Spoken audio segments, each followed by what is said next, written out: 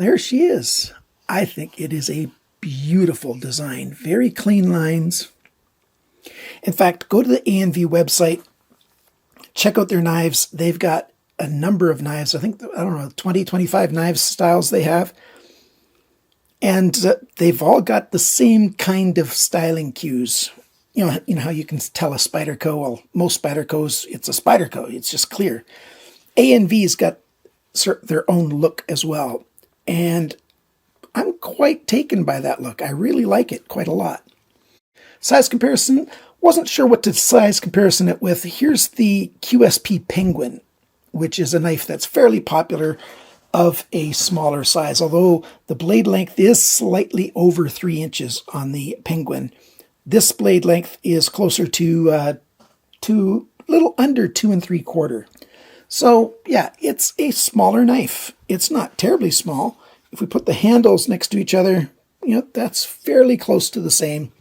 My hands are between large and extra large, between 9 and 10 in the European men's glove sizes. So I don't have small hands, and this knife is very comfortable in my hand. I've really enjoyed carrying this knife. You don't need a long blade for an awful lot of tasks that you come across. It's like my point that I made about the Mora Eldris, if you remember that little fixed blade knife. Most of what we do when we're cutting, we're using the first 1.5 inches from the heel up, or we're using the 1.5 inches from the tip back. And the rest of the blade, we actually don't use that awful much. Of course, we do use it sometimes, and sometimes you just need a big knife. Totally granted. I'm not saying little knives can do everything. They certainly cannot. But a little knife can do most things. Nice blade shape, nice drop point, a nice saber grind, which is a flat grind that doesn't come all the way to the spine. I had another person correct me this week saying, no, that's not a saber grind. Okay, you can define terms whichever way you want, and there are a lot of terms that have a variety of meanings, but it's generally accepted that a flat grind that does not come to the spine is called a saber grind. That's the definition I'm going with anyways. I'd like this thing with a higher grind. The blade stock isn't terribly thin. It is under 1/8 of an inch, just a little bit. And I would either like this as a full flat grind, but I like the looks of this. But maybe if you cut that space in half and take up half more with this bevel, that will give the angle that when you're cutting through materials for how quickly it pushes it away, it will be less of an angle, and that will do better. It wasn't sharpened terribly well at the factory. They got a pretty good cutting score. The angles that they gave it were somewhat consistent from side to side, but not great. The thing is, if you're a knife collector, hopefully you know how to sharpen knives, and if you don't, hopefully that's on your list of things to do very, very soon. I just put this on my guided sharpening system. I measured the grind angles, and I decided after I'd used it a bit, I was going to sharpen it and test it that way. And when I sharpened it to 18 degrees per side and used it, the knife changed from being a decent knife to being a very good cutter. You don't need very much of a tip for piercing because with the double detent knife, slip joint, friction lock, all those different things, it's not recommended that you pierce into things anyway. The way you open this knife is, let me close it, right there, that nail nick. It's kind of interesting. What they've done is they've milled a hole or drilled a hole on an angle in there. And then on this side, it's drilled straight down. And then they filled it with some phosphorus material. So once this has had a bunch of light, you go in the dark and it glows. So let me demonstrate that right now. So I've had a flashlight on there for a while, and now it's time to turn the flashlight off. I still have some other light in the room, but not an awful lot. Let me turn it down. There, now I just have my overhead. Whoops, what light is on now?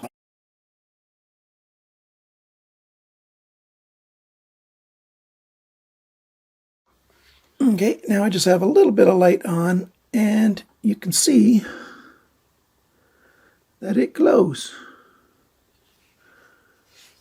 I don't know how useful that is. I did not test how long it maintains a light that's, so you can find it.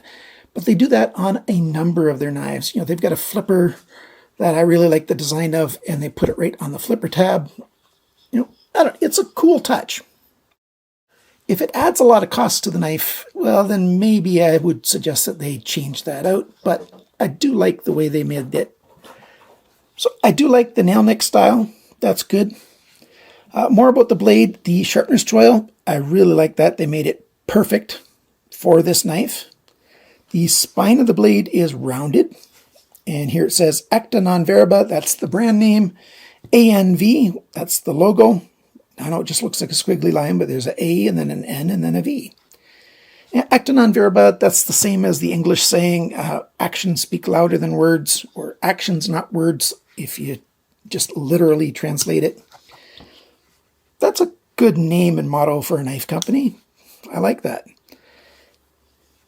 The pins, there's the show side. They're nice and just rounded body screws.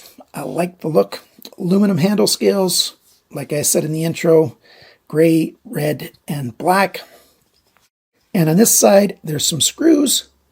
They were just a tiny bit like they'd been used, like they'd been screwed a few times. So they're not in perfect condition from the factory, which is unfortunate. But they take a T9, which is kind of weird. Clip, it's a nice wire clip. You can put it on either side. Let me close the knife up here. If you can see it there. Yeah, you can see these two little dots right there. And that's for the clip to go in there. The clip's kind of unique. It's not just a straight wire that's held in place. The wire comes in and then it bends and goes into that spacer there, which holds it in place. So it's a very well designed pocket clip. It's a little tricky to put together, when you're changing it to the other side. So you have to be patient when you turn it around. Well, I'll show you the internals of the knife a little bit later on, and then it'll make a little more sense how that's made. The tip is secure underneath there. You can't get at it with your finger and hurt yourself, so that's kind of good. Other than that, everything's nice. You've got swedges here and swedges on the belly of the handle as well. Very comfortable. The detents hold the knife really well. You have to intentionally break the detent. So it snaps when it opens and it snaps when it closes. It uses a double detent to hold it closed, and so it won't open unless you want to open it. You can just pinch it if you want to, but for me it only works if I do it right by the nail nick. If I do it somewhere else, my fingers slip off. So you got to get a little bit of grip into that nail nick to open it up. So it's a two-hand knife, which I don't mind at all. I really like the stonewash.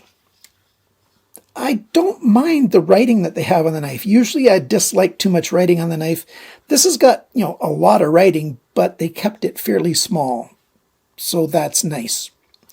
This side here that has the model number, and then there's the N690, and then it says made in Czech Republic. Perhaps they could have saved some space there and just put Czech Republic instead of made in. Yep, I think I'd prefer that a little bit. I don't like an awful lot of writing on the knives. Or put it up here on the ricasso. Put made in Czech Republic or Czech Republic right there so that it's, a little bit more hidden. And maybe even the whole model number and everything. I don't like a lot of writing on my knives. Let's go over all the sizes and dimensions before we take this thing apart. How much does it weigh? 81 grams, 2.85 ounces. That's good. The sharpness from the factory, 150 bests. So it was not bad from the factory. It's like 30 right now, 30 bests after I sharpened it and stropped it. It's not 30 right now because I used it after I sharpened it, but I got it to 30. The cutting edge length, 68 millimeters, 2.68 inches. The blade length, tip to the closest spot on the handle, 65.3 millimeters, 2.57. The blade thickness, 2.9 millimeters, 0.114. The blade depth, its biggest just a little bit before the heel here, 23 millimeters, 0.9 of an inch. The thickness of the edge behind the grind, 0.48 millimeters, 19,000ths of an inch. Very good. The grind angle, I'll tell you, see, on this, just before the heel, 21.8 degrees, and then about half an inch from the tip, 26.6 degrees. So that's a bit of an angle. They did the same thing on the other side, 21.1 degrees, 25.5 degrees. So that's a little too blunt of an edge. I did it 18 degrees per side. The handle length, not counting the pocket clip, 100.1 millimeters, which is 3.94 inches. The grip area, it's about 9 centimeters, about 3.5 inches. So plenty for big hands, unless they're very, very big.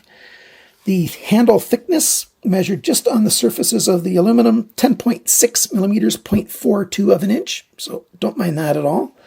The handle depth, it's biggest up here by the pivot end, 22.2 millimeters, 0.87 of an inch. When the knife is closed, same spot right here, 26.3 millimeters, 1.03 inches. And the total length of the knife, now from the tip to the very end of the clips, 170.4 millimeters, 6.71 inches. How much does it cost? Well, I showed it at the intro.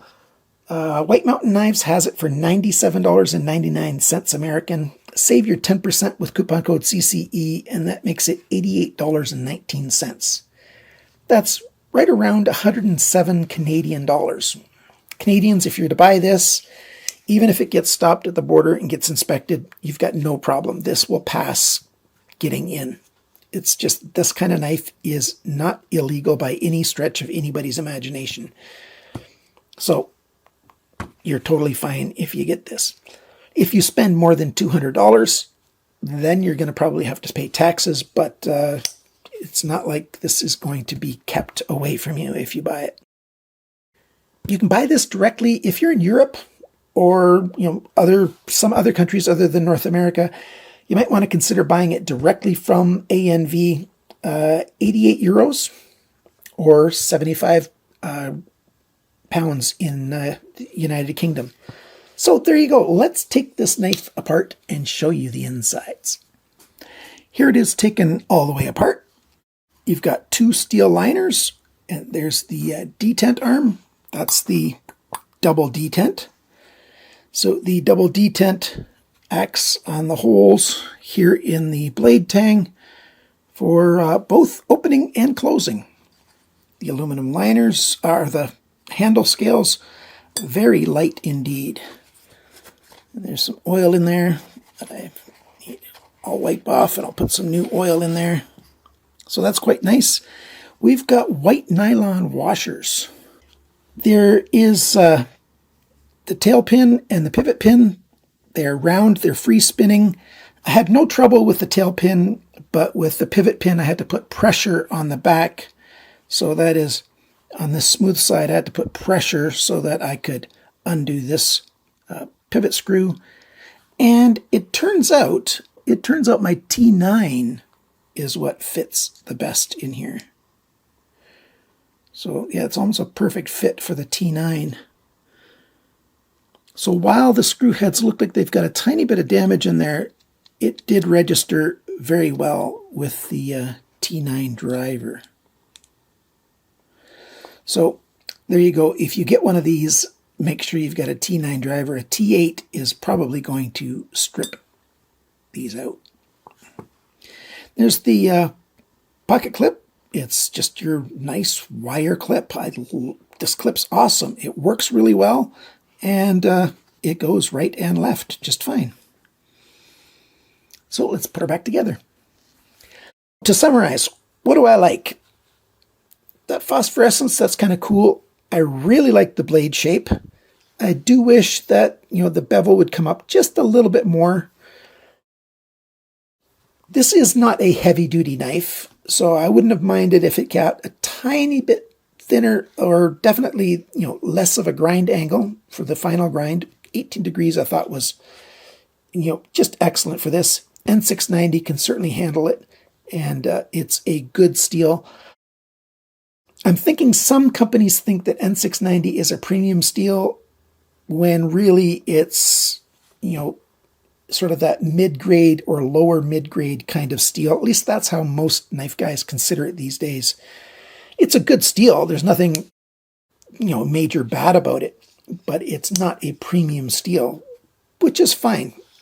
The aluminum handle scales, I didn't talk about this yet. Some people think they're going to be slick. No, these scales are not slick. They've got a little bit of texture on them, and I never had my hand slip on them, so I was a little bit surprised, happily surprised about that.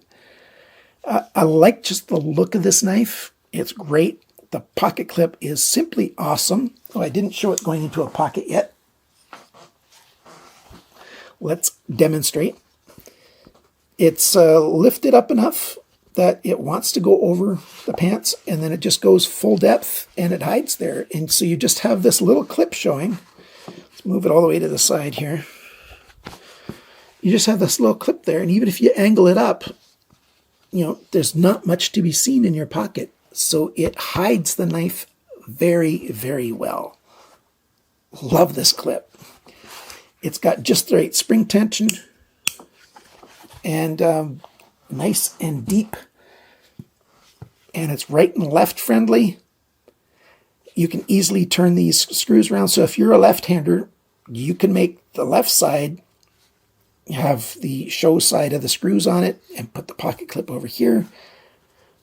So you can make it look great. Nice big stop pin there. It looks good. Nice clean lines. Perfect sharpness choil, like I said. I like the rounded spine for when I was doing some harder work pushing on it. Very comfortable. I don't think I miss any jimping on there. At first I thought I might like some jimping, but when I actually was using the knife, I didn't miss the jimping at all. So it's good. What are the cons? Well, the factory didn't sharpen it as well as I'd like it to have been sharpened. When it's 26 and 25 degrees, well, a little more than both those near the tip, that means it's over 50 degrees inclusive. 45 degrees is steep enough of a cut. It's over 50. That's just not good. I didn't like that the screws were just slightly chewed up. They're not bad. And I showed you the close-up pictures of them. So I just want to put that out there. It did happen, but it's not bad. I wish that they had a D-shaped pivot pin in here instead of a free spinning one, because that was a little, when I was trying to undo it, it just wasn't coming. And then I noticed that it was spinning here. But everything's smooth here, so I had to put an awful lot of pressure on it, holding it like this and pushing down with my thumb so I could get it to undo. So I was thinking of putting Vibratite on this screw, but that's going to make it even harder to undo if I need to. So I'm going to just leave these screws clean like they came from the factory.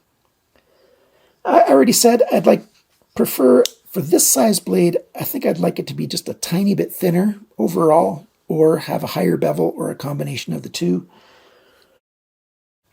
And the only other thing I want to say about this knife is ANV, I'd love it if you made a larger version. Not a lot larger, about 3¼ inches of cutting edge. And that would be, a very good version of this knife. Is this too small? No, I don't think it's too small, but some people will think it is, and some people would like a little bit bigger one. I don't know how good your sales are on this, if it's worth it to make a larger version or not, but I think it's worth it. And then maybe make, some premium steel versions of it. ANV uses a variety of different steels for some of their knives. It's worth checking out their channel. Here's some pictures of some of their other knives that they make. Fixed blades and locking folders and these slip joint knives. They make a wide variety of types of knives. So check out ANV, especially if you're into knives that are in that price range, right around $100, $150 American, that kind of range. A lot of people that are into budget knives eventually move up and they want knives that cost a little bit more. And there you go. There's some cool knives made in the Czech Republic.